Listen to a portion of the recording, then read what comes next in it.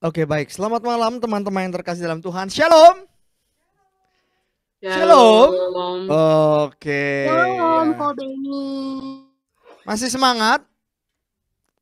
Puji Tuhan, ya. Baik, teman-teman yang terkasih, tema hari ini adalah all for one and one for all. Jadi saya mau mengajak teman-teman semuanya yang hadir pada malam hari ini ya. All for one and one for all. Jadi kalau satu buka kamera, semua buka kamera. Ya, ayo. Yuk, semuanya buka kamera boleh supaya saya bisa lihat muka-mukanya. Yuk, yang tidak punya kendala signal dan segala macam. Nah, gitu dong ya. Jadi sesuai dengan tema hari ini tentang all for one and one for all. Ayo, yang lain, saya tunggu. Saya nggak mau ngajar kalau misalnya nggak dibuka semuanya. Waduh. Ya. Oke. Baik. Ayo mana nih? Dikit banget yang buka 1, 2, 3, 4, 5, 6. Ini tidak one for all ini. Ayo buka semua. Lilis. Nah, begitu. Oke, yang lain saya tunggu yang lain. Halo Intan. Ini luar biasa nih dari arek Surabaya. Ya. Oke, yang lain. Sonman Willy, Stephanie Natali, Yuri Herdian. Wah, ada yang kabur, suruh buka kamera kabur. Isabel Erlina, ya, Meltrin. Oke, baik. Teman-teman, all for one and one for all ini dulu adalah satu semboyan dari satu film. Ya, filmnya teman-teman ada yang tahu nggak ya? Judulnya The Three Musketeers. Iya, tahu? Siapa yang tahu? Oh, Lilis tahu, Nat tahu. Wah, berarti umurnya nggak jauh dari saya. Ya, The Three Musketeers, 3 pendekar gitu ya. Mereka semua berteriak all for one and one for all gitu ya. Three Musketeers itu terdiri dari Arthos, Protos, dan Aramis. Lalu ada satu namanya D'Artagnan. Wah, bener nggak ya? Bener ya? Atau udah lupa ya? Oke, teman-teman. Ini adalah satu semboyan yang luar biasa yang menggambarkan tentang yang namanya kesatuan.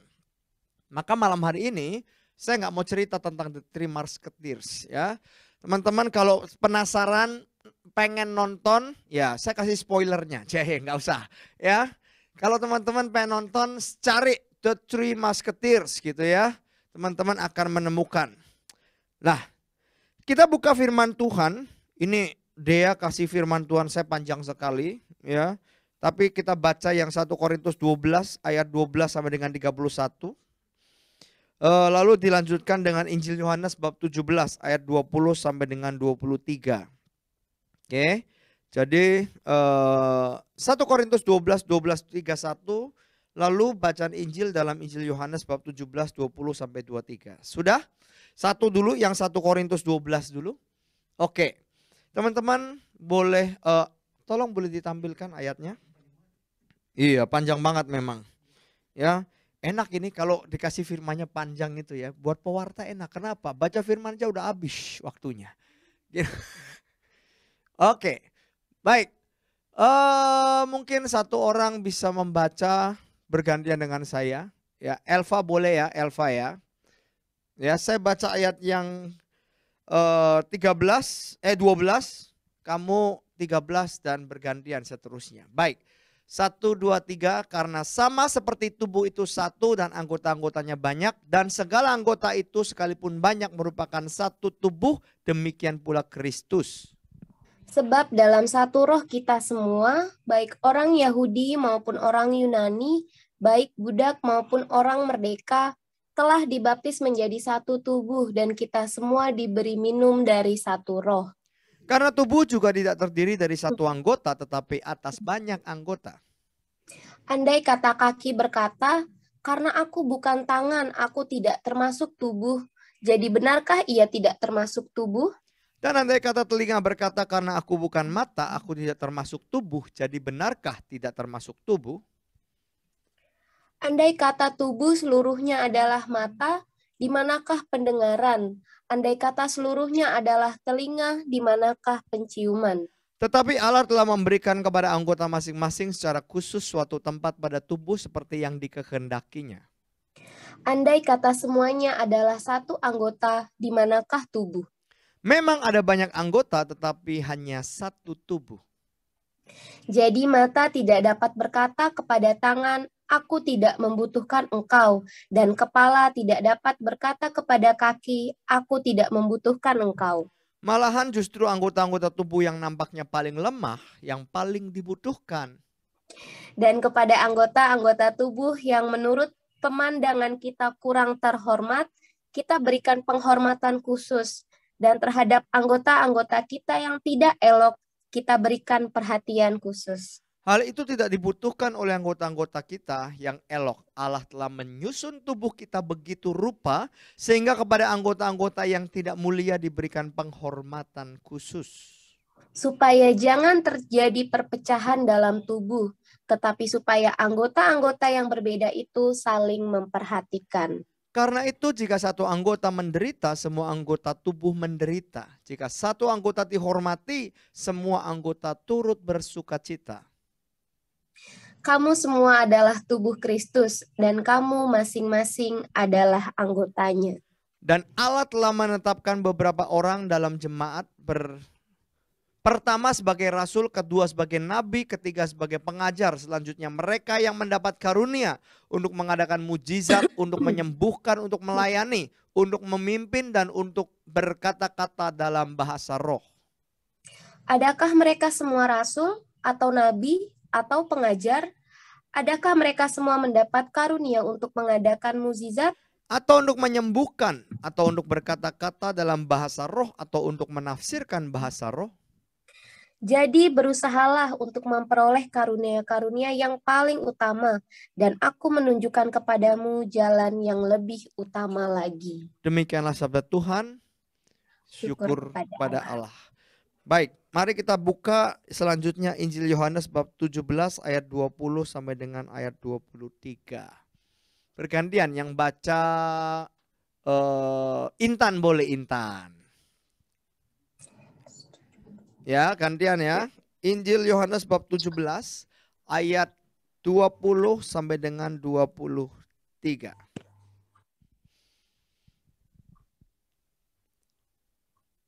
Sudah? Mana? Oh ya. Oke ya, dari saya ya. Dan bukan untuk mereka ini saja aku berdoa, tetapi juga untuk orang-orang yang percaya kepadaku oleh pemberitaan mereka. Supaya mereka semua menjadi satu, sama seperti Engkau ya Bapa, di dalam aku dan aku di dalam Engkau, agar mereka juga di dalam kita. Supaya dunia percaya bahwa Engkaulah yang telah mengutus aku. Dan aku telah memberikan kepada mereka kemuliaan yang Engkau berikan kepadaku, supaya mereka menjadi satu sama seperti kita adalah satu. Aku di dalam mereka dan Engkau di dalam aku, supaya mereka sempurna menjadi satu. Agar dunia tahu bahwa Engkau yang telah mengutus aku, dan bahwa Engkau mengasihi mereka, sama seperti Engkau mengasihi aku. Demikianlah sabda Tuhan. Terpujilah Kristus. Mari tundukkan kepala kita berdoa. Bapa yang Maha Kuasa, terima kasih atas firman-Mu Tuhan pada malam hari ini yang boleh kami baca dan kami renungkan. Terima kasih ya Bapa buat segala sesuatu yang luar biasa yang boleh Kau jadikan dalam kehidupan kami. Terutama malam hari ini Engkau boleh kumpulkan kami. Dan biar kami rindu ingin mendengarkan Engkau berbicara. Tuhan, Engkau sendiri boleh memakai aku untuk menyampaikan kebenaran sabda-Mu. Biarlah ya Bapa, melalui kebenaran sabda-Mu, hati pikiran kami boleh diubah, hidup kami boleh diubah, untuk kami boleh menjadi semakin hari semakin mencintai Engkau. Terima kasih Tuhan buat segalanya, kami serahkan semuanya di dalam nama Tuhan kami Yesus Kristus, Tuhan dan pengantara kami. Amin. Baik, teman-teman yang terkasih, Injil Yohanes bab 17 itu adalah doa yang sangat panjang ya. Saya ambil hanya sedikit saja gitu. Nah, doa ini terjadi pada saat perjamuan malam terakhir. Injil Yohanes mencatat doa yang begitu panjang di dalam perjamuan malam terakhir. Tidak seperti 3 Injil sinoptik yang lain. Tiga Injil sinoptik Matius, Markus, dan Lukas tidak mencatat tentang ini. Tetapi Injil Yohanes mencatat. Di mana Yesus punya wasiat atau peninggalan terakhir. Dia berdoa untuk para murid-muridnya. Ya, salah satu isi doanya adalah bahwa dia mau supaya murid-muridnya itu hidup di dalam satu kesatuan bersama dengan Bapa dan Yesus yang adalah satu. Jadi teman-teman yang terkasih, ini adalah satu perintah Tuhan, kerinduan Tuhan yang sangat-sangat luar biasa.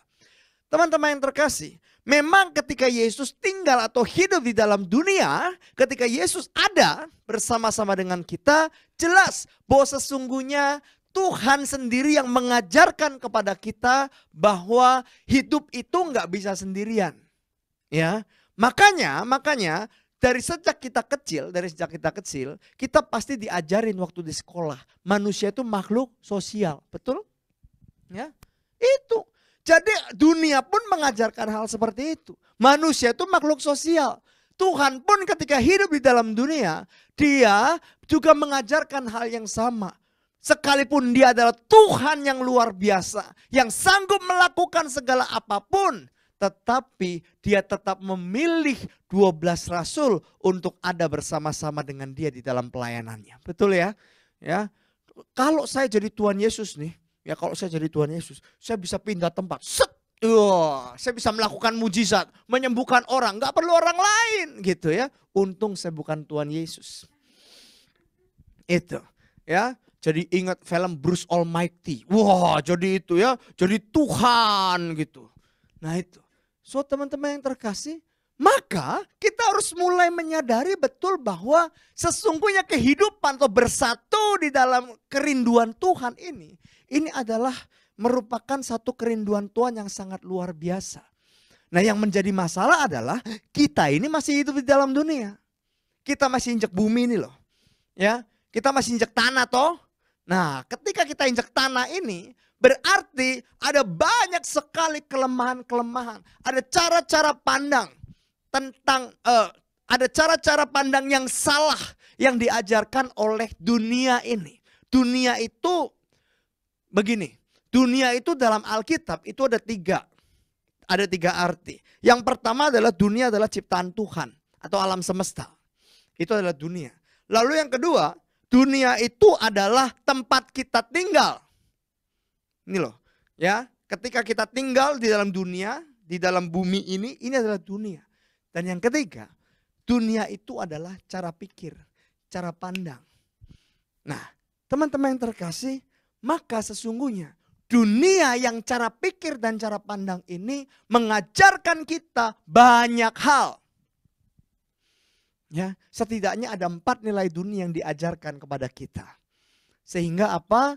Kalau kita melakukan 4 hal ini, 4 nilai dunia ini membuat kita menjadi orang yang tidak beriman seringkali. Apa saja? Yang pertama, nilai yang diajarkan oleh dunia adalah yang pertama namanya hedonisme. Nah, ya. Jadi teman-teman yang suka hidupnya hedon lu gitu. Ya. Teman-teman, saya mau tanya deh, hedon menurut teman-teman apa? Hidupnya hedon katanya, ya. Apa itu hidup hedon? Foya-foya. Foya-foya, ya. Hidupnya pokoknya wah foya-foya. Ya, makanya ada satu istilah muda foya-foya, tua kaya raya, mati masuk surga. Enak benar hidup lu. Gitu. Ya. Enak benar gitu. Nah, teman-teman yang terkasih, sesungguhnya nilai hedonisme atau ajaran hedonisme itu tidak hanya bicara soal yang namanya foya-foya. Ya, kalau kita mengerti lebih dalam mengenai arti kata hedonisme ini seperti ini ya, saya bacain. Hedonisme adalah istilah yang berasal dari bahasa Yunani yang namanya hedon, ya, berarti kesenangan. Jadi, hedonisme adalah gaya hidup yang berfokus mencari kesenangan dan kepuasan tanpa batas. Oke? Sifat hedonisme adalah berusaha menghindari hal-hal yang menyakitkan. Perhatikan baik-baik. Jadi menghindari hal-hal yang menyakitkan atau menyusahkan dengan memaksimalkan perasaan-perasaan menyenangkan. Itu arti kata hedonisme. Berarti orang yang hedon adalah orang yang meninggalkan atau menolak yang namanya hidup susah. Ya, jadi bukan hanya foya-foya, enggak. Orang hedon itu adalah orang yang menolak, mau hidupnya susah, enggak mau. Nah, itu hedon. Ya. Jadi arti hedon itu justru sangat mendalam. Kita hanya tahu hedon itu foya-foya aja, foya-foya. Enggak. Hedon itu sampai kepada tingkat di mana kita nggak mau lagi hidup susah. Jadi dia berusaha untuk mengubah atau membuat hidup ini nggak susah dengan kekuatannya sendiri. Itu orang hedon. Ya, jadi kalau kita hidup susah, gini-gini. Kalau kita hidup susah, terus kita mulai mengeluh, aduh hidup gua ampun ya. Ya, terus mengeluh, terus nggak bisa bersyukur. Kamu sudah masuk dalam hidup hedonisme, tahu?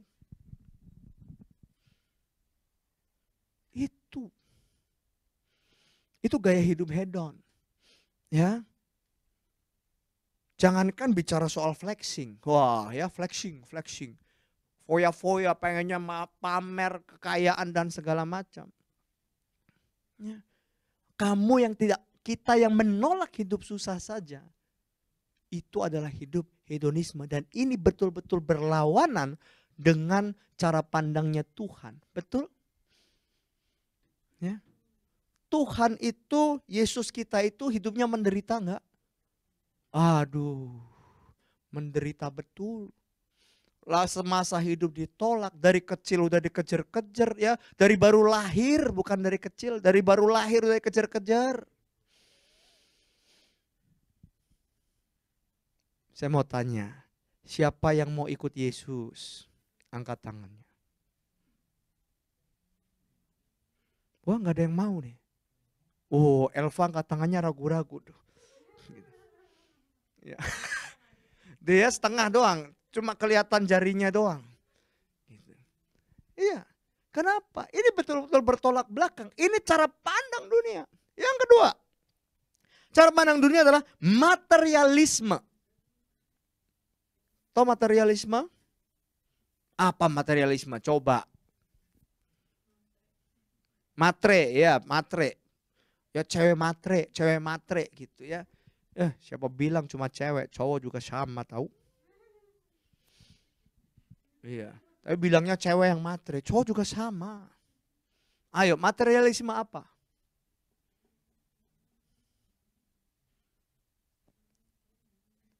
Suka, aduh saya nggak bisa baca ini. Suka duit. Waduh, suka duit. Saya juga suka duit. Iya, semuanya pasti suka duit. Materialisme itu artinya ini. Pandangan hidup yang mencari dasar segala sesuatu yang termasuk kehidupan manusia di dalam alam keberadaan semata. Di dalam alam kebendaan semata dengan mengesampingkan segala sesuatu yang mengatasi alam indera. Berarti artinya adalah seorang yang materialistis itu adalah orang yang mencari sesuatu, ya, mencari sesuatu dalam kebendaan, dalam barang, ya. Dan biasanya ini adalah kehidupan di mana orang mulai mencari segala sesuatu, sukanya apa, beli segala sesuatu untuk menyenangkan dirinya. Karena apa? Karena hal-hal yang berkaitan dengan barang-barang ini itu adalah sesuatu yang nyata, yang bisa dilihat, dan itulah yang bisa membuat bahagia. Itu orang materialisme. Ya. Sehingga orang yang seperti ini, kalau tidak melihat sesuatu bukti nyata, dia bisa percaya nggak? Nggak bisa. Jadi harus kelihatan, ya, ada bendanya. Itu loh materialisme. Jadi saya mau tanya, Kalau Tuhan kelihatan enggak bendanya. Tuhan kelihatan enggak? Teman-teman ya perhatikan ya. Ketika Yesus lahir di dunia itu kelihatan loh. Pelayanannya kelihatan. Orang bisa nggak percaya. Apalagi ketika kita tidak bisa melihat segala sesuatu dengan kasat mata zaman sekarang. Ya, maka berapa banyak orang yang akhirnya apa? Aduh ikut Yesus, Katolik sih Katolik. Tapi hidupnya nggak karuan. Kenapa? Ya buat mereka nggak penting karena mereka nggak bisa lihat kok Yesus. Tuhan itu seperti apa? Mereka nggak bisa lihat. Ya. Yesus itu Tuhan itu sesuatu yang abstrak. Nah, maka tidak heran banyak orang yang akhirnya menjadi ateis. Ya. Karena apa? Karena mereka tidak bisa melihat secara langsung gambaran tentang Tuhan. Secara jelas, secara kasat mata. Yang mereka lihat adalah satu gambaran yang di awang-awang. Nggak jelas, bentuknya nggak jelas. Gitu. Yang ketiga, individualisme. Waduh. Individualisme itu adalah merupakan satu filsafat yang memiliki pandangan moral, politik atau sosial yang menekankan kemerdekaan manusia serta kepentingan bertanggung jawab dan kebebasan diri sendiri. Artinya apa? Dia tidak peduli dengan orang lain, yang penting gua senang. Udah gampangnya begitu. Ya. Apalagi di Jakarta. Di Jakarta itu tingkat individualismenya sangat tinggi. Ya, ini yang masih ngekos. Ada yang masih ngekos nggak? Masih ya, nat-natnya. Kenal nggak sama tetangganya? Tahu doang kok nggak kenal. Nah itu. Itu. Coba sini yang di studio, yang ngekos nggak ada ya? Oh Cun-Cun ya. Kenal nggak sama temannya? Nah itu. Ya, ini fakta terjadi di lapangan. Banyak orang hanya tahu tetapi dia tidak mengenal, padahal cuma beda kamar, beda pintu. Benar? Ya. Jangankan beda rumah deh, tetangga sebelah rumah. Ini tetangga yang beda pintu cuma jarak nggak ada 1 meter. Tidak kenal. Kenapa? Biasanya pulang kos langsung masuk kamar. Nggak keluar lagi udah. Dan ini terjadi loh. Teman-teman bayangkan bahwa individualisme ini sangat tinggi. Maka berapa banyak orang ya di meja makan, nih keluarga-keluarga di meja makan isinya ngapain? Makan. Betul, makan. Tapi coba lihat di meja makan juga ada yang buka handphone toh. Orang nggak bisa kalau nggak lihat handphone. Handphonean aja gitu ya. Sibuk. Makan bersama keluarga paling berapa menit sih? 5 jam? Enggak. Makan hanya setengah jam saja. Kita nggak bisa taruh handphone setengah jam dan kita ngobrol sama keluarga kita, orang-orang yang kita kasihi. Kita tetap harus lihat handphone, betul?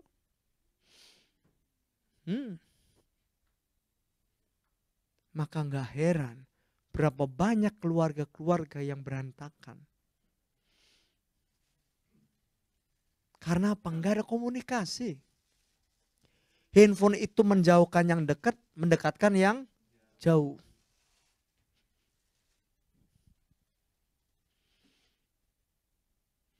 Yang dekat jadi jauh, yang jauh jadi dekat. Yang keempat, nilai dunia. Rasionalisme. Ya. Rasionalisme atau gerakan rasionalis adalah gerak aliran filsafat yang menyatakan bahwa kebenaran dapat diperoleh hanya, ada kata hanya, melalui pembuktian, logika, dan analisis terhadap fakta. Waduh, ini adalah orang rasionalisme atau orang yang sangat-sangat rasional, logik. Kalau kita bilangnya adalah, ih logika banget loh gitu ya. Kita terlalu mikir loh, ini nggak masuk akal, nggak bisa ini ya. Pokoknya segala sesuatu yang nggak masuk akal buat dia nggak bisa. Nggak bisa ditangkap gitu loh, otaknya nggak nyampe. Nah itu ya. Memang otak kita nggak bisa nyampe. Otak ini cuma segede bapau katanya. Ya, ukurannya cuma ukuran bapau. Nah itu. Ya, gedenya cuma segede bapau. Terus kita mau berusaha untuk menyelami segala sesuatu yang kita pikir, harusnya kita harus ngerti gitu. Nggak bisa. Tuhan itu tidak bisa dipikirkan secara rasional, logik saja, nggak bisa. Banyak hal-hal di luar pikiran, ya, di luar logika kita, tetapi Tuhan bisa kerjakan dengan begitu luar biasa. Makanya teman-teman, banyak orang juga akhirnya tidak bertuhan karena buat mereka Tuhan itu nggak masuk akal. Ya, kalau buat saya, kalau Tuhan itu masuk akal, itu bukan Tuhan.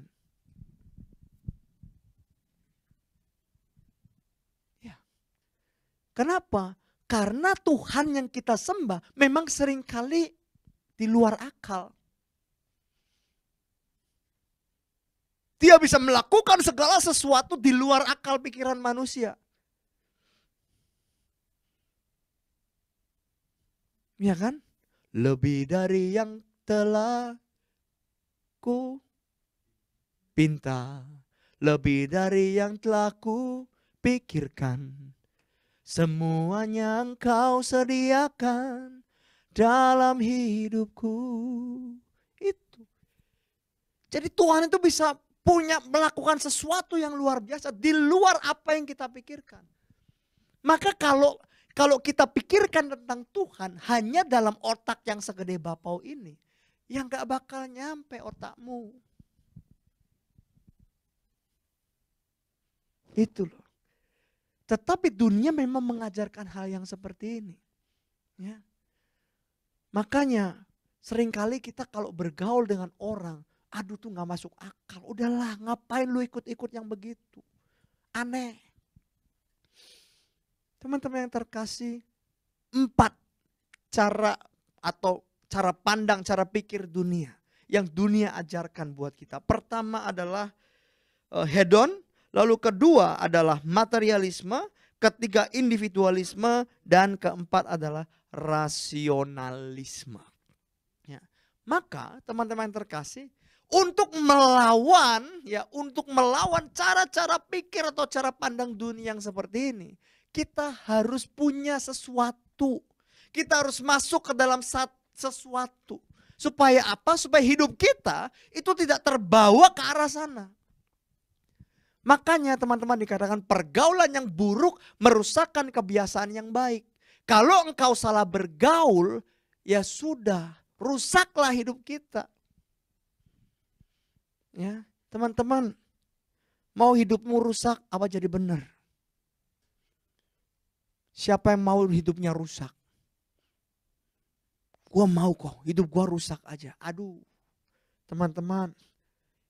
Ya, hidup rusak itu akan mentok pada waktunya, tahu nggak? Ya, teman-teman saya yang hidupnya rusak, ya, mereka punya kehidupan yang terlalu bebas dan segala macam. Akhirnya mentok, mereka akhirnya mikir juga, terus gue hidup abis ini ngapain ya? Gitu loh. Karena apa? Karena mereka nggak punya satu tujuan kehidupan. So teman-teman, ya. Untuk melawan segala sesuatu cara pikir, cara pandang dunia yang seperti ini, kita harus mulai menjalin satu kehidupan yang baru di dalam Tuhan. Kita harus mengalami satu pengalaman yang baru di dalam Tuhan. Itulah kenapa kita butuh yang namanya komunitas. Tuh. Komunitas tuh banyak ya, ada komunitas motor, komunitas gamers, itu komunitas. Semuanya bilang itu komunitas. Betul ya. Kenapa? Karena komunitas itu artinya adalah sekumpulan orang-orang yang punya tujuan yang sama. Kira-kira begitu. Ya, jadi kalau kita punya sama-sama satu tujuan, oh ngegame, sukanya ngegame, ya jadilah komunitas gamers, gitu. Ya, yang sukanya motor, ya itulah masuk komunitas motor. Tetapi komunitas yang dimaksud di sini adalah ketika kita bergabung dalam sebuah komunitas yang namanya komunitas Kristiani, di mana tujuan daripada komunitas ini jelas, yaitu untuk apa? Untuk memberikan kehidupan kita kepada Kristus. Jadi fokus dan tujuan dari komunitas Kristen ini adalah untuk supaya hidup kita itu punya tujuan, yaitu bertujuan untuk Kristus, ya. Iman kita itu bersandar kepada ajaran-ajaran Tuhan. Ini komunitas Kristiani. Nah, teman-teman, untuk hidup di dalam dunia ini dan kita bisa bertahan, kita butuh yang namanya komunitas yang seperti ini. Teman-teman, berapa banyak orang-orang yang kita tahu, ya, itu akhirnya mengambil keputusan bunuh diri karena mereka stres, mereka nggak punya sesuatu untuk, mereka nggak punya pegangan, ya, mereka akhirnya stres, mereka bunuh diri, mereka menyerah atas kehidupan mereka. Itu. Tetapi di dalam komunitas Kristiani ini, teman-teman akan digiring, dibawa untuk apa? Supaya teman-teman bisa punya satu hubungan, satu relasi bersama dengan Tuhan. Ya. Maka penting untuk kita berkomunitas. Kenapa penting?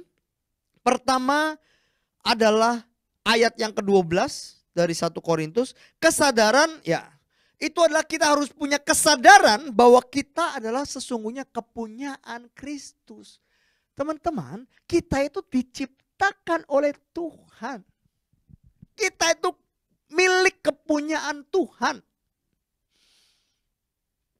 Lah kalau Tuhan saja ketika di dunia dia punya komunitas 12 rasul, kita miliknya juga harus hidup berkomunitas.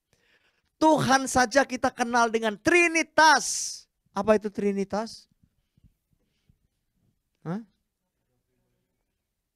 Ya, kalau kita mau bicara soal Trinitas, wah susah tuh jelasinnya tuh. Ya, panjang lebar. Setiap tahun kita merayakan hari raya apa? Tritunggal Maha Kudus. Setiap tahun dijelasin sama Romo tuh di gereja tuh. Tiap tahun khotbahnya jelasin tentang Trinitas. Tapi nih otak yang segede bapau itu nggak nyangkut-nyangkut. Gitu. Itu yang terjadi. Tuhan saja 3 pribadi di dalam satu. Ya. Lalu apalagi kita sebagai manusia ciptaannya. Maka sadar bahwa sesungguhnya kita adalah kepunyaan Kristus. Kalau kita kepunyaan Kristus, maka kita harus berkomunitas. Ya. Hal yang kedua, kenapa penting untuk berkomunitas? Ayat 14, yaitu apa? Untuk saling melengkapi. Nah, tubuh juga tidak terdiri dari satu anggota, tapi atas banyak anggota. Maka ajaran Katolik mengatakan gereja ini adalah tubuh mistik dari Kristus. Nah, tubuh mistik itu artinya adalah bahwa Kristus adalah kepala dan kita adalah tubuhnya yang terdiri dari banyak sekali anggota. Ada yang jadi tangan, ada yang jadi mulut, ada yang jadi kaki, ada yang jadi badan dan segala macam. Itu memang Tuhan izinkan untuk apa? Untuk saling melengkapi. Gitu loh. Ya. Jadi kalau kita berbeda dengan orang, ya itu wajar. Wajar. Saya beda sama Natnat, wajar. Saya beda sama Vicky, ya wajar. Memang itu Tuhan ciptakan begitu. Unik. Ya. Teman-teman terkasih, dulu waktu saya di kampus, pelayanan di kampus, ya kampus PD kampus saya dulu, PD Binus itu, waktu tahun saya, ya itu saya melihat ada 3 pasang kembar. Wah, ya 2 kembar cewek, 1 kembar cowok. 3 pasang, 2 gitu. Ya. Nah, 3 pasang kembar ini, ya kalau sama pasangan yang kembar, mereka kalau kembar itu kan punya kayak ikatan batin gitu loh. Ya, teman-teman, anak kembar tuh punya ikatan batin. Ada yang kembar enggak di sini?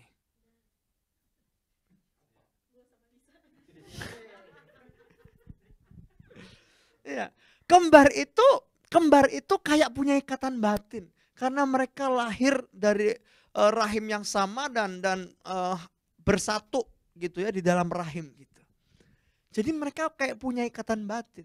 Tetapi kembar pun tidak sama. Ya. Bener kan? Teman-teman, kalau anak kembar sidik jarinya sama enggak? Enggak. Ya memang Tuhan menciptakan perbedaan ini gitu loh. Untuk apa? Saling melengkapi.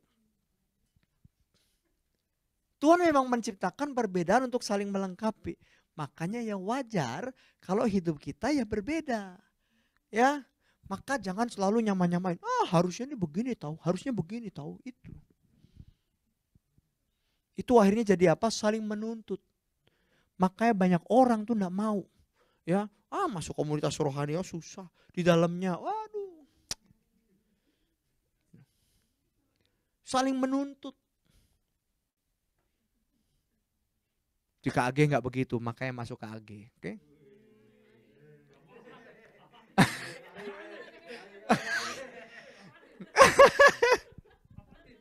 Iya, mumpung gitarisnya bukan orang KAG.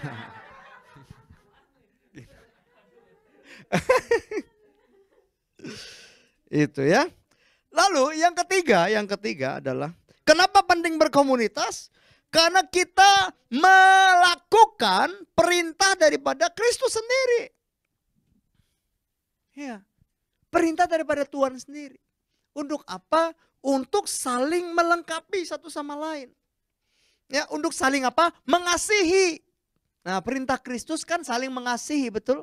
Ajaran Yesus dari awal sampai akhir itu cuma kasihlah Tuhan Allahmu dengan segenap hatimu, jiwamu, kekuatanmu, akal budimu, dan kasihlah manusia sesama manusia seperti dirimu sendiri. Sudah, intinya cuma itu. Gampang toh? Iya. Jadi ajaran Yesus itu sebenarnya intinya hanya di situ. Jadi ketika kita hidup berkomunitas, justru itulah saatnya di mana kita belajar itu saling mengasihi.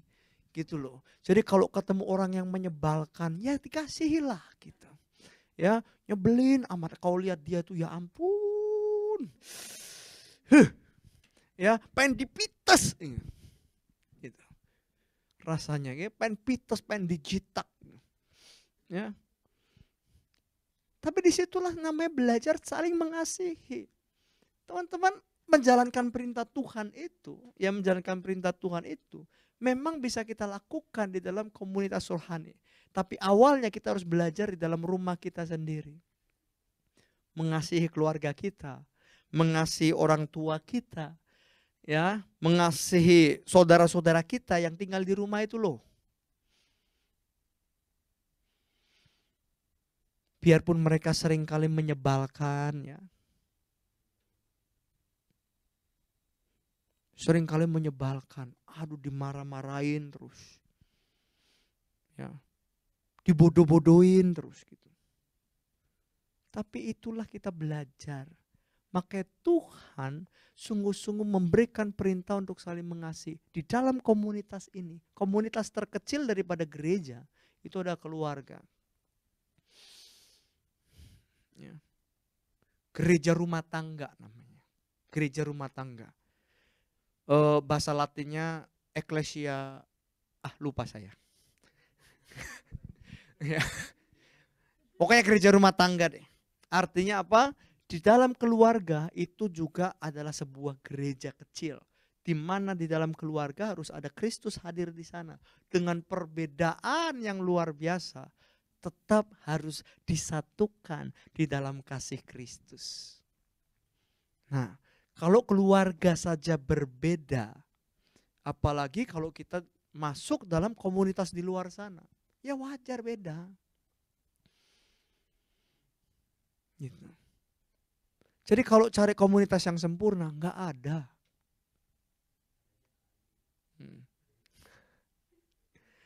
Ya, nggak ada komunitas yang sempurna, nggak ada. Ya, nggak ada. Kalian mau cari dimanapun juga, kalian akan menemukan komunitas-komunitas yang penuh dengan kelemahan.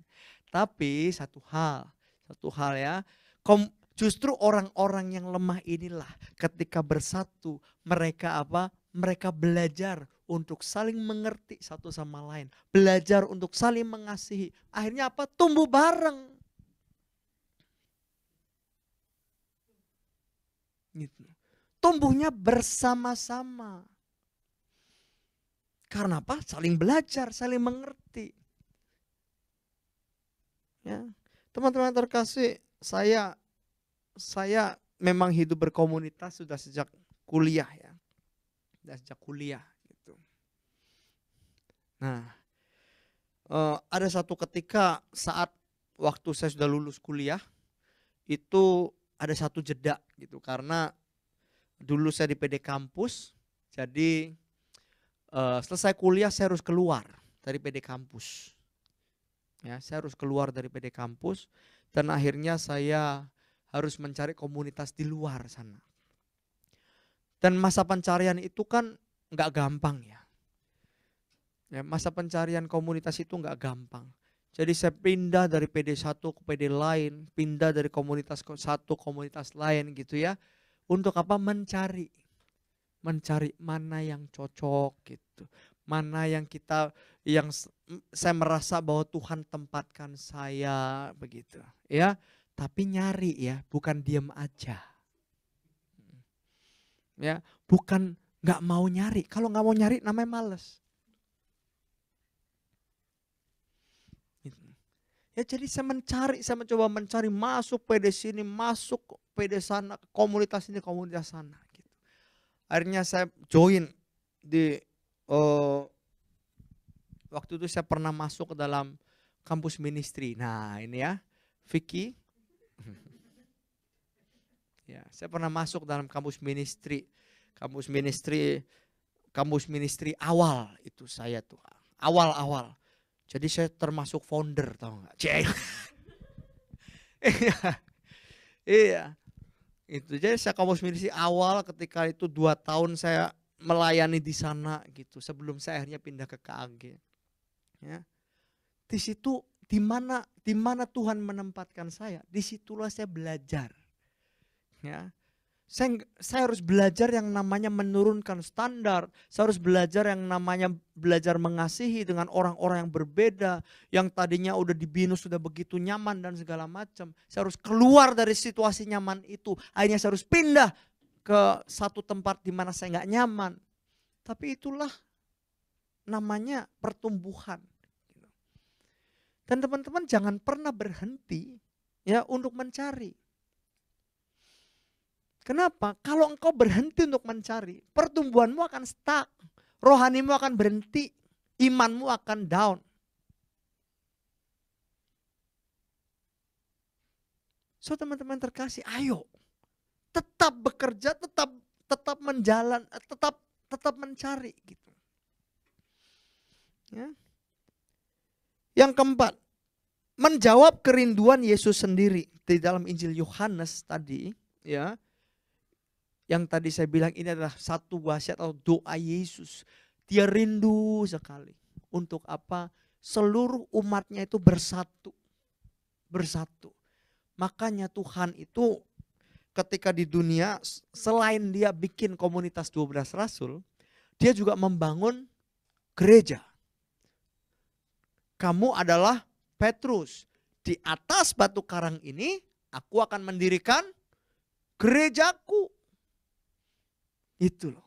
Kenapa? Karena Tuhan rindu, dia ingin bersatu dengan para muridnya. Dengan anak-anaknya. Maka kalau kita jadi anak-anak Tuhan, kita harus menjawab kerinduan Tuhan ini gitu loh. Tuhan tuh rindu betul supaya kita itu betul-betul bersatu bersama dengan Dia. Ya.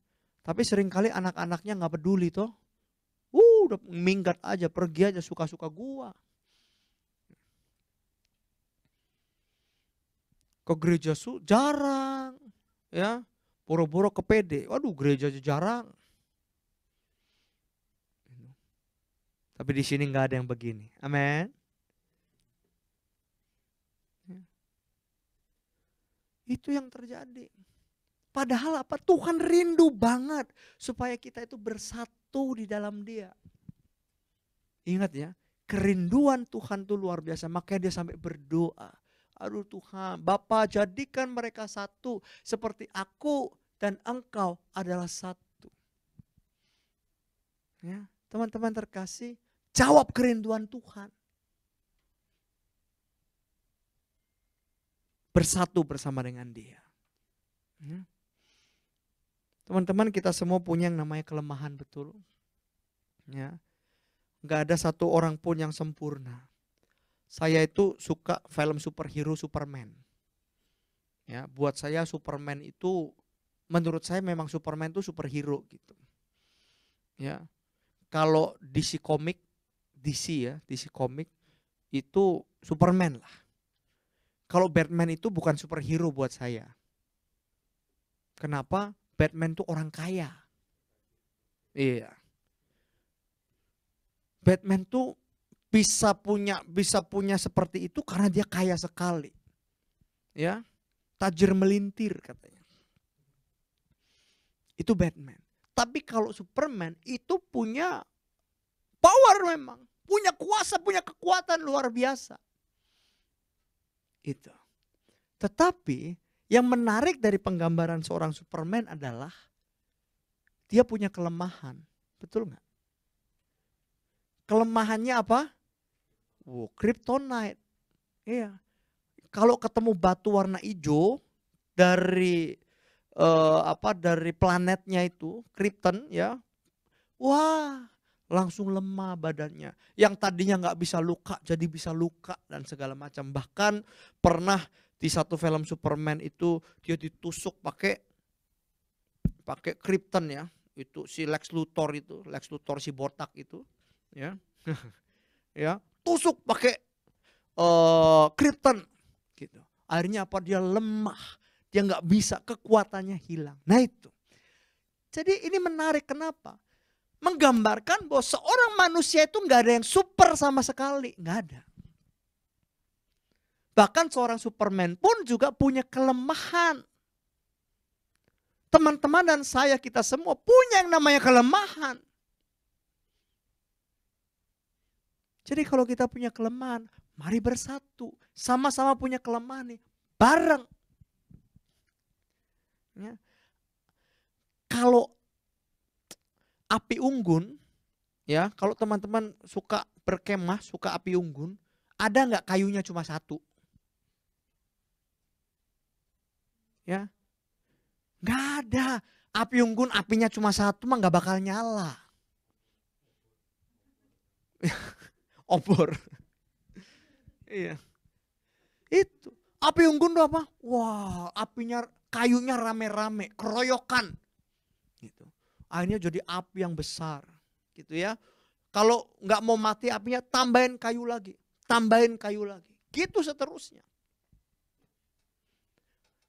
Api unggun bisa menyala begitu besar ketika mereka bersatu. Kayu-kayu ini bersatu. Nah ini yang Tuhan rindukan untuk setiap kita yang menjadi murid-murid Tuhan.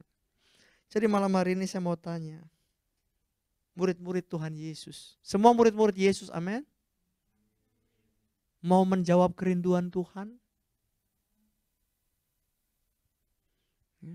Tuhan yang rindu loh. Kendala-kendalanya apa saja? Ya, pertama adalah nggak butuh. Nah ini kendala nih. Nah gue nggak butuh. Ya, gue sendiri juga bisa. Nggak perlu ikut-ikut komunitas aneh-aneh lah. Udahlah, ngapain? Nah ini nggak butuh. Sombong. Ya. Merasa bisa, kuat. Nanti kalau udah kena masalah kepentok, baru nangis-nangis. Baru cari. Tolong doain gua dong, tolong doain gua. Nah itu. So teman-teman yang terkasih, ini kendala nomor 1. Nggak butuh. Yang penting gua kerja, cari duit, udah. Yang namanya komunitas rohani ntar dulu deh. Ya boleh sih kerja cari duit, boleh-boleh aja. Nggak apa-apa. Tapi coba diimbangi dengan komunitas yang waras. Komunitas rohani. Gitu. Karena apa? Seringkali dalam dunia kerja, komunitasmu dalam dunia kerja seringkali tidak sehat. Ya, kalau teman-teman bisa punya satu komunitas yang sehat di kantor, aduh bersyukur luar biasa. Karena berapa banyak di kantor itu saling sikut gitu ya. Bukan hanya saling sikut, bahkan kehidupan malam juga terjadi gitu. Entertain, customer dan segala macam. Ya. Kalau engkau nggak lakukan, ya engkau nggak digaji. Gimana?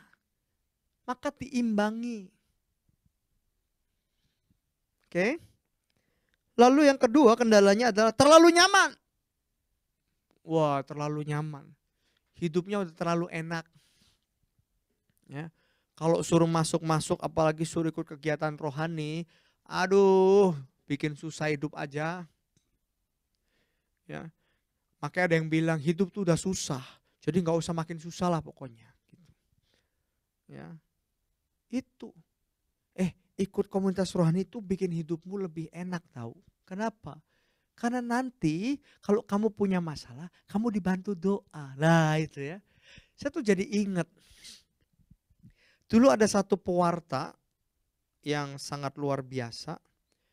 Itu ketika dalam perjalanan kerja di Medan. Ya. Lagi di Medan, lalu dia naik mobil, ngelewatin rel kereta gitu ya. Katanya rel kereta itu nggak terlalu kelihatan, jadi nanjak begitu ya terus turun. Nah rel keretanya tuh ada di bawah begitu. Jadi ketika dia lewat dan kebetulan tidak ada palangnya, ditabrak mobilnya. Ya, ditabrak mobilnya, lalu puji Tuhan dia nggak meninggal. Tapi koma. Ya. Komanya itu berapa lama ya waktu itu saya juga lupa sih. 3 bulan apa ya. Tapi teman-teman tahu yang luar biasa dari pewarta ini adalah dia hidup dalam Tuhan. Banyak dia hidup dalam komunitas. Akhirnya apa? Ketika dia dalam kondisi koma, itu seluruh Indonesia ya, seluruh Indonesia berdoa buat dia. Sebar di Facebook. Berdoa. Wah, berdoalah semua. Ya. Saudara bayangin, kalau semua orang berdoa, waduh itu pintu surga jebol kelihatannya. Ya. Begitu pintu surga jebol, hidup dia sampai dengan hari ini. Ya. Seperti film minggu lalu itu loh. Siapa yang nonton? Wah, siapa yang nonton film minggu lalu? Wah, Vicky nggak nonton ya Vicky ya. Minggu lalu kita nobar loh. Ya. Jadi film minggu lalu juga sama. Ketika terakhir ditanya siapa yang mendoakan, siapa namanya? Siapa namanya? John. Hah? John. Iya, siapa yang mendoakan John? Wah, semua satu-satu berdiri. Lama-lama seluruhnya berdiri. Ya. Berdoa bersama-sama, maka si John bisa hidup kembali. Nah, itu.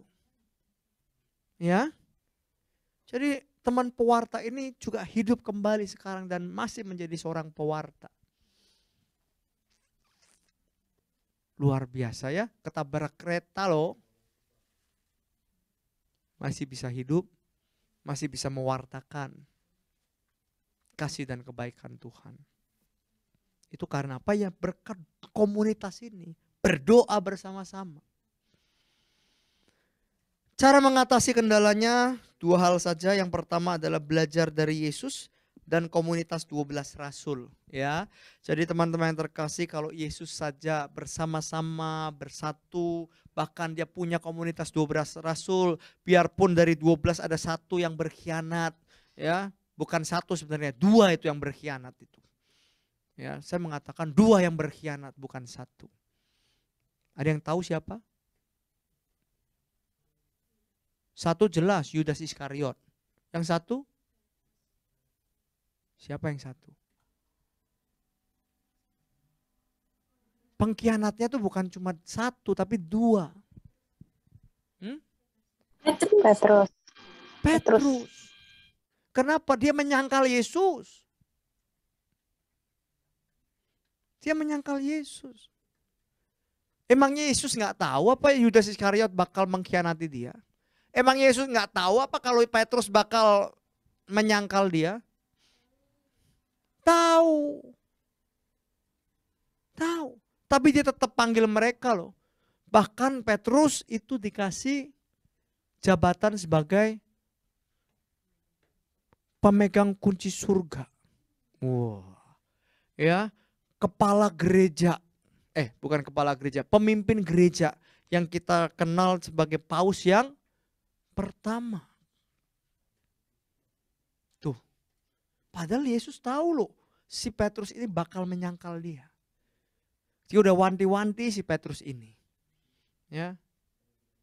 Petrus. Lihat, iblis sedang menampi engkau. Itu sudah diperingatkan Petrus. Tetap sangkal juga. Gitu. Yudas Iskariot juga sama. Yesus tahu nggak? Tahu. Ya. Karena waktu perjamuan malam terakhir Yesus bilang apa? Di antara kalian ada satu orang yang akan menyerahkan aku. Tahu loh. Tapi toh dia tetap merangkul mereka. Nah ini. Jadi dalam komunitas mungkin memang banyak orang-orang yang punya kelemahan ya. Ya, saya berkomunitas bertahun-tahun sampai dengan hari ini. Komunitas saya nggak ada yang sempurna. Banyak kelemahan tapi di situ saya belajar untuk mengasihi, untuk menerima mereka dengan segala kelemahannya. Ya, sekalipun susah. Kadang-kadang kalau bahasa Jawanya tuh gondok, tau gak? Ya. Juengkel. Ya, kalau Intan tahu nih, gondok itu apa? Gondok gitu. Gondok. Ngambek. Ya, udah kesel bener rasanya gitu ya. Tapi itulah. Ya, lihat Yesus saja. Oh iya, dulu Yesus dikhianati ya sudah. Oke. Yang kedua, cara mengatasi adalah berani keluar dari zona nyamanmu. Keluar. Ya. Kalau engkau sukanya hidup sendiri, nggak mau berkomunitas, keluar dari situ. Keluar. Ya, cari. Gak gampang, ya saya tahu. Dulu saya ingat ada satu orang begitu keluar dari PD Binus, lalu dia join, dia masuk ke satu komunitas, lalu dia bilang, aduh kelihatannya nggak cocok. Ya, padahal baru join. Saya tanya, udah join berapa lama di situ? Ya baru seminggu lah katanya.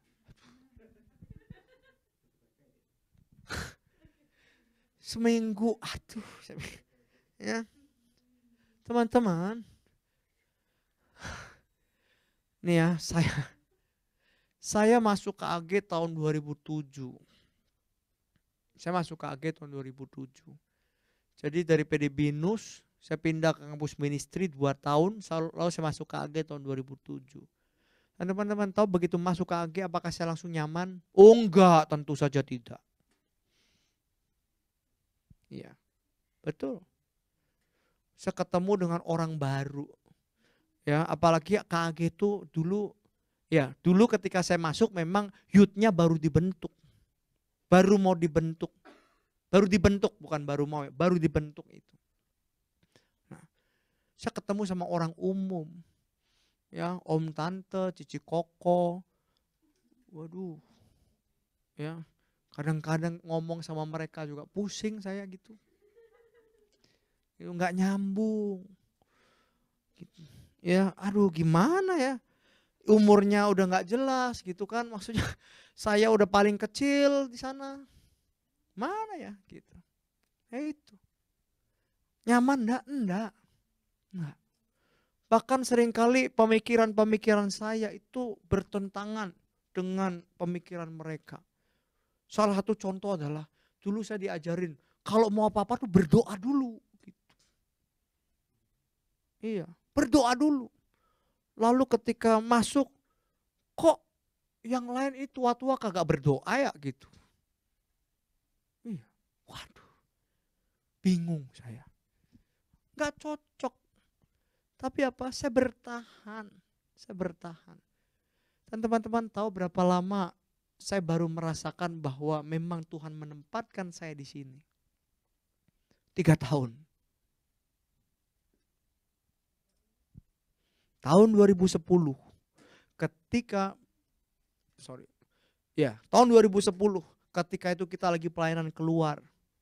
Naik rame-rame kita sewa satu bus. Wah, ya. Jadi kalau KAG pelayanan keluar tuh sewa satu bus. Ya. Oh, kalau dulu kita ke Flores sewa satu pesawat tau enggak? Iya. Kenapa? Itu satu pesawat kecil ke Flores isinya cuma 30 orang. Yang orang luar paling cuma 2 orang. Gitu. Jadi satu pesawat ini buat kita. Gitu. Dan ketika dalam perjalanan kami menuju saya lupa ke Purwokerto kalau nggak salah. Di situ kami bergabung, ya saya bergabung dengan om-om, tante-tante. Ternyata apa yang saya pikirkan selama ini tentang mereka itu salah juga gitu. Saya baru mulai mengerti bagaimana kehidupan mereka, bagaimana cara pandang mereka. Ternyata mereka juga bisa bercanda, kami juga bisa bercanda bareng di situ. 3 tahun. Itu. Jadi kalau engkau hanya mencari sebuah komunitas hanya untuk kenyamananmu saja, tunggu dulu. Tuhan akan membentuk engkau. Justru di tempat engkau tidak nyaman.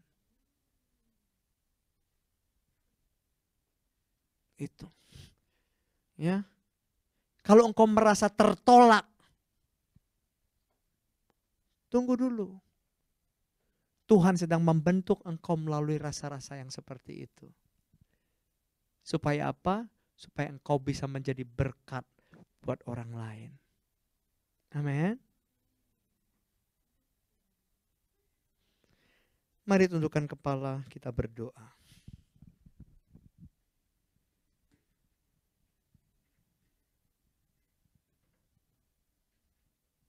Teman-teman, saya mau nyanyikan satu lagu. Ini lagunya lagu lama sebenarnya ya. Saya nggak tahu teman-teman pernah dengar enggak atau tahu apa enggak gitu lagu ini.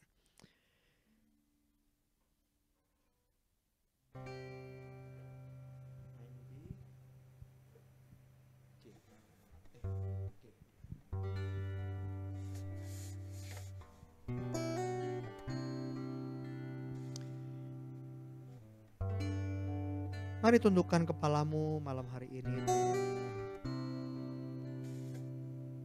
Kita berdoa dalam Tuhan. Bapak, terima kasih malam hari ini kami boleh merenungkan bersama-sama kerinduan-Mu Tuhan atas setiap kami. Kerinduan-Mu adalah Engkau mau supaya kami bersatu di dalam Engkau.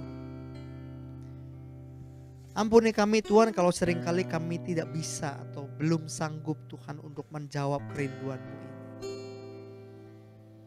Karena seringkali kami masih terpecah-pecah. Seringkali kami masih berjalan dengan keinginan kami sendiri. Seringkali kami masih melakukan hal-hal yang tidak menyenangkan Engkau. Seringkali Tuhan kami masih bersandar pada kekuatan kami sendiri. Kami tidak membawa Engkau dalam setiap kehidupan kami. Pikiran kami tidak bersatu dengan pikiran-Mu. Inilah kelemahan-kelemahan kami Tuhan. Maka malam hari ini, terima kasih karena Engkau mengingatkan kami. Untuk kami boleh belajar.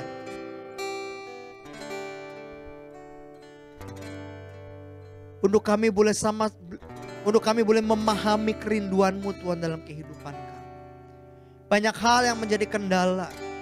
Sehingga kami seringkali tidak bisa melakukan apa yang Kau kehendaki dalam kehidupan kami. Tapi malam hari ini Tuhan, biarlah Engkau Allah kami. Kau menyatukan setiap hati kami, hidup kami. Menyatukan setiap roh kami. Kami boleh bersatu seperti Engkau dan Bapa adalah satu. Dan kami rindu Tuhan, malam hari ini Engkau sendiri yang mengikat kami dengan satu tali kasih persaudaraan.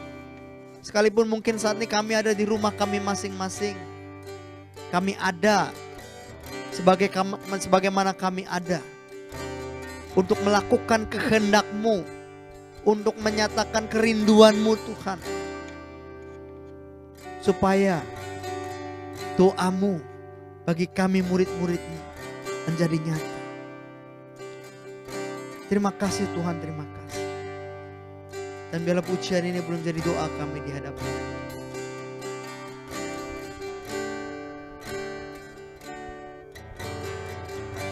Satukan kami satu dalam kuasa-Mu, sebab kami bersaudara. Biar kami satu seperti Kau dan Bapa satu. Dunia lihat Kau dalam kami. Jadikan kami sehati sepikir. Biar kehendak-Mu jadi untuk menyatakan rahmat-Mu. Jadikan kami satu. Ini doa kami Tuhan malam hari ini. Buat teman-teman, malam hari saya mengajak teman-teman semuanya. Engkau yang sungguh-sungguh rindu supaya kehendak Tuhan jadi. Di mana kita menjadi satu di dalam Tuhan. Nyanyikan pujian ini sama-sama sebagai doa. Satukan kami satu dalam kuasa-Mu, sebab kami bersaudara. Biar kami satu, biar kami satu. Ini doa kami Tuhan malam hari. Seperti Kau dan Bapa satu. Dunia lihat Kau dalam kami. Bersama-sama. Jadikan kami sehati sepikir. Biar kehendak-Mu jadi untuk menyatakan rahmat-Mu.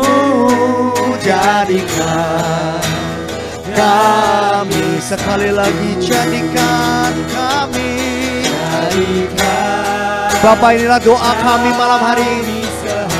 Biar jadikan kami sehati. Kami boleh sepikir bersama dengan Engkau. Agar kehendak-Mu jadi. Dunia ini boleh bersatu di dalam Engkau Tuhan. Kan rahmat-Mu jadikan. Sekali lagi jadikan kami satu. Jadikan Bapa, kami berdoa bagi keluarga kami. Keluarga yang kami cintai Tuhan, mulai daripada gereja kecil kami, keluarga kami.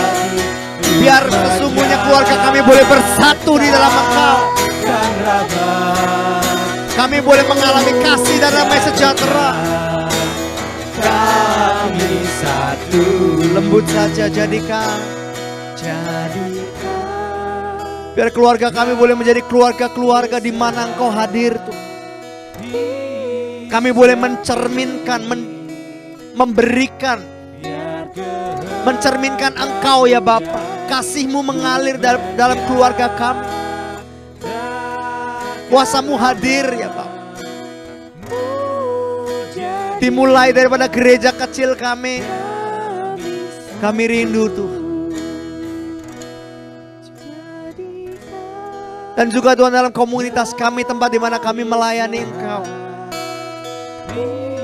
Mungkin terjadi banyak sekali permasalahan, perbedaan di antara kami. Tapi biarlah perbedaan itu tidak membuat kami menyerah, tidak membuat kami meninggalkan Engkau, tidak membuat kami meninggalkan komunitas. Tapi membuat kami boleh belajar Tuhan, untuk kami tetap bersama-sama, bertumbuh Tuhan di dalam Engkau. Di tempat di mana kami bekerja, satukan kami juga dengan Engkau Tuhan, agar kami boleh menjadi berkat di mana Engkau menempatkan kami. Karena kami tahu ya Bapa, mungkin di tempat pekerjaan banyak sekali pandangan dunia yang ada di sekeliling kami. Tapi kami mau Tuhan, agar kami boleh menjadi terang di sana. Ketika kami bersatu dengan Engkau, kami boleh mewartakan kebenaran kasih-Mu.